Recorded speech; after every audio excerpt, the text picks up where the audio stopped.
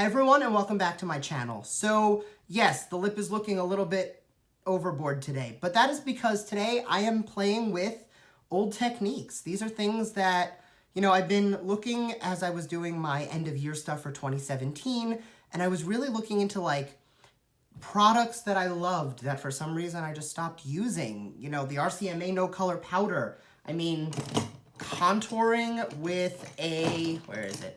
Fan brush. Like, these are things that I used to do all the time that I just, for some reason, fell out of the habit of doing. So I really wanted to play around with old techniques and things that I kind of let fall apart and fall by the wayside. So if this is something you're into, make sure to keep on watching and don't forget to subscribe. I do upload twice a week. So if you want to stay up to date on all the fun stuff I'm posting, make sure to subscribe and hit that like button if this is something you're into. Like, I love revisiting old trends and things I really used to love doing that, there are things that I would change about this now, and I may like recreate this, but with modern techniques. But all in all, I am very happy with it. So without further ado, let's get right into it. So I'm going to start off with a little bit of the Makeup Forever Step 1 Neutralizing Primer. This is the green one, which is going to color correct. I don't normally like to color correct, but I find that lately I've really seen a lot more redness in my skin. I don't know if it is just the seasons and my skin being a little drier, but I find that I need a little bit more help just to neutralize the redness. Now for my pore filling primer, because as you know I always go in with a couple, I'm going to be taking the Benefit POREfessional, but this is the pearl one, the new pink one. I haven't tried it yet, but it's supposed to be brightening in addition to being, pore filling. I'm definitely not seeing much of a difference compared to the original, but it's, definitely filling my pores, so that's good. And for prolonging the makeup, because I like to use a pore filler and I like to use like a tacky primer, I'm going to be using the J1 Jelly Pack, which was a favorite of mine last year, so naturally I'm dragging that into 2018. Now this is very sticky. So you're going to want to go on and dot it around first and then start working it into the skin. For foundation today, no surprise, I'm going to be doing my little cocktail of the Fenty Beauty and the Dior Forever Skin. This is 200 from the Fenty and 22 from Dior. I'm just going to take a pump of each on my beauty blender and just beat that all over the face.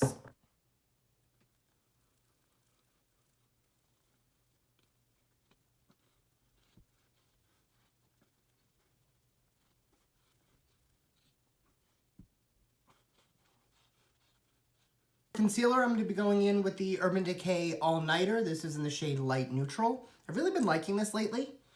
It's not quite as much coverage as I find I get with my Shape Tape, but it just blends out so seamlessly and looks so natural that I find it just has a whole new dimension of like life to the skin. Now, I'm all about looking like fake and plasticky and artificial, but sometimes when you go in with all the layers of the powder and the foundation and the concealer and the primers, it's nice to have one of those layers not be ridiculously like super full coverage.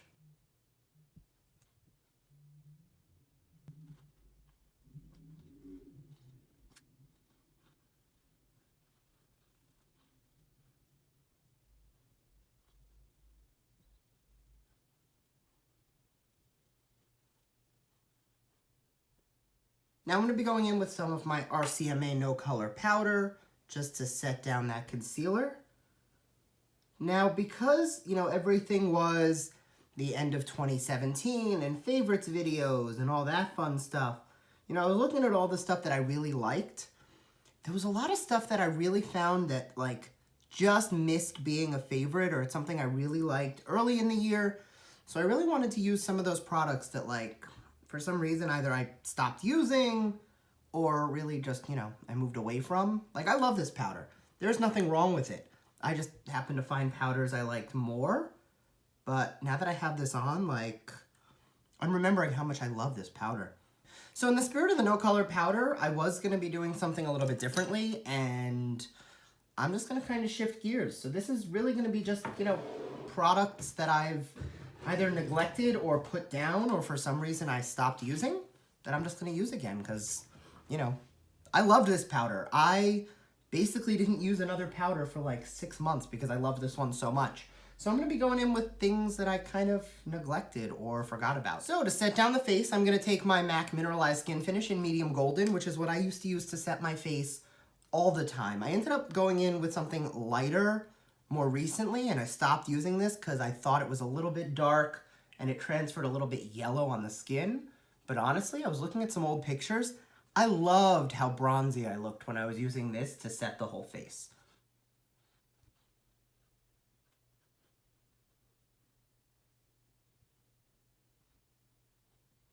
Honestly, I don't know why I stopped using this powder. The RCMA, like, I feel so blurred. I feel like I'm nice and brightened. I feel like I don't need to contour as hard because my highlight is that much brighter. Speaking of which, I'm going to be going into my Kat Von D Shade and Light palette as always, but if you used to be here, I used to always use a fan brush to contour, and I don't know, I mean, I love the Kat Von D Shade and Light brush. I feel like it is worth using, but I'm going to use my fan brush and, you know, kind of kick it old school.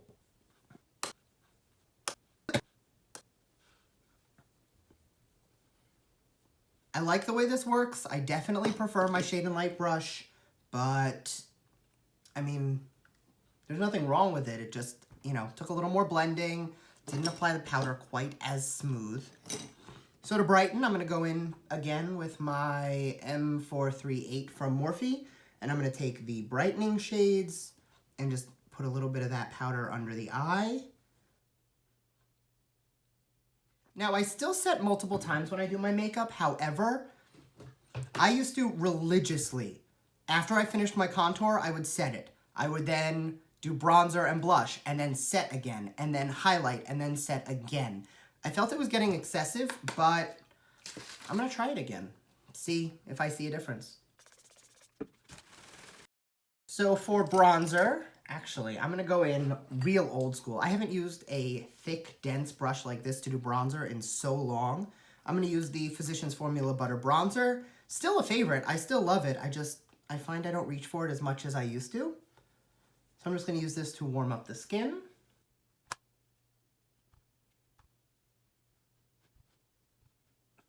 Okay, so I actually really like this. Lately, I've been using a fluffier brush. This is from Japanesque, just because I find the way that it distributes the product just to be a little bit more like seamless and airbrushed, and you have a little more control. But honestly, like, I miss using this. And for blush, on, again, a fluffy brush, I'm going to take my Wet n Wild Coloricon blush. This is the shade Pearlescent Pink. You might recognize this as the blush my brother destroyed on, you know, when he did my face. I'll link that video down below, but he, like, dug into this blush. And then, something I actually still do, I then go in with a little bit more of the Mineralized Skin Finish, and I just softly diffuse it over the bronzer and the blush, just to kind of tie the two together, blend them a little bit more, and make it a little more seamless. And then we set again, this time with the MAC Prep and Prime Fix Plus. Honestly, I'm probably going to go back to setting like 13 times because everything looks so much smoother and less powdery and more airbrushed and just all around better. I have not used this highlighter in so long. This is Becca and Jaclyn Hill Champagne Pop. I love this highlighter. I have so many that I find that I don't use the same ones every day, but this is one that I religiously like. I used to use this as my base highlighter every single day, and I'd change what I layered on top of it. Lately, I've been using different bases, and I've been layering, you know, my favorites on top, and that's been like ColourPop Flexitarian, you know, since day one. The Artist Couture Diamond Glow Powders, the ColourPop Diamond Glow Powders, and that is already like blinding step one. But over that, because I am going to layer, I'm going to go in with, I'm going to use Crystal Ball. This was from the summer collection, Jeffree Star. Now, this color may not be a throwback for me, but this is one of like my favorite formulas that I just, for some reason, stopped using. And I used to love taking Champagne Pop and then just down here, taking an icy, frosty highlighter like Flexitarian from ColourPop or the white shade from the Nicole Guerrero kit and just layering that white highlighter over the champagne just to help like really kick it up and intensify it. I miss having a glow like this, so I'm probably gonna go back to doing that too. And then to amp it up a little bit more on a fluffy crease brush, I'm going to take Nomi, which is the lightest shade in the ColourPop Luster Dust, and I'm just going to take that just on the very high point of the cheek, just to add just a tiny bit more dimension. There was a nice chunk of time where the Beauty Killer palette from Jeffree Star was the only palette I would touch. Like, oh, it's just stunning. All right, so on a fluffy brush, I'm gonna start with China White and just take that and really just buff that all over the lid just to give myself a really nice bright transition area. And I take that all the way up to the brow bone because that is gonna kind of serve as my brow bone highlight. With the shade Courtney, which is this really pretty, almost like a taupey brown, I'm just gonna define the crease a little bit.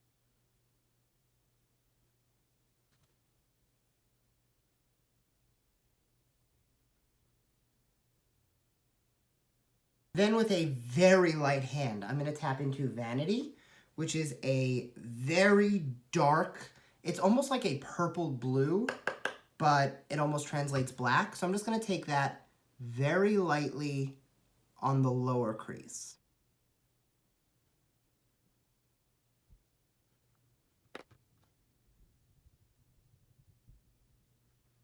And then once we have that dimension on that initial brush, I'm gonna take a little bit more of Courtney and just diffuse out the upper part of the lid. I'm sorry, the upper part of the crease, just so that it's not quite as intense. And then I'm gonna gently continue to build that color up. And I'm gonna do that on the other side too, and I'll be back.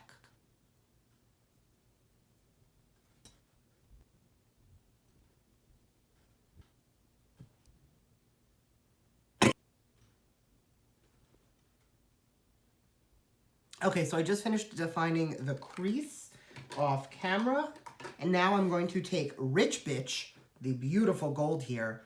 And now I find that this shade actually applies best with a finger and not a brush. So I'm just gonna gently press that with my finger onto the inner portion of the lid.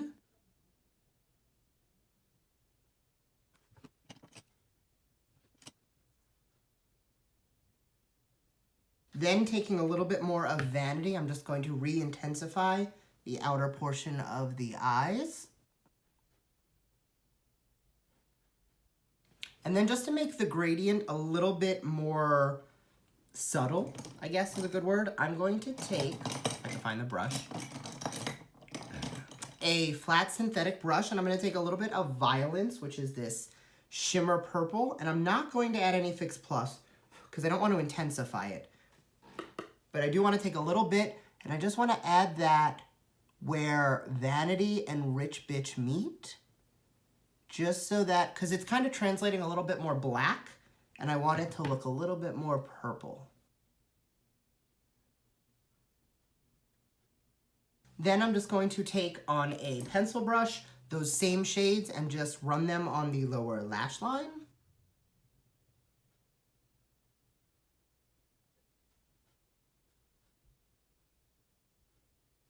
Now, because the eyes are going to be really dark, I am going to want to brighten up the waterline a little bit. So I'm going to take Nude, which is one of the full spectrum liners from Makeup Geek, and I'm just going to run that on the waterline.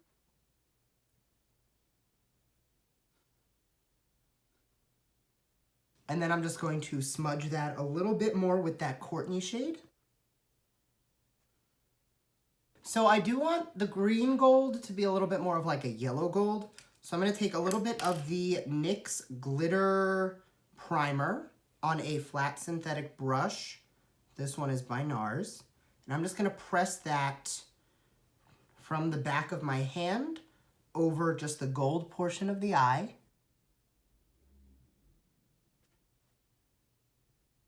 And I'm going to give that a second just to get tacky. And then I'm going to be taking a gold glitter from NYX.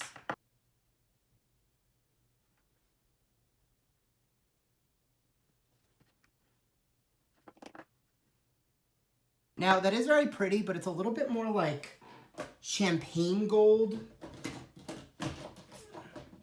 So I'm going to grab a little bit of the gold glitter from MAC, and I'm just going to press that right over the NYX glitter.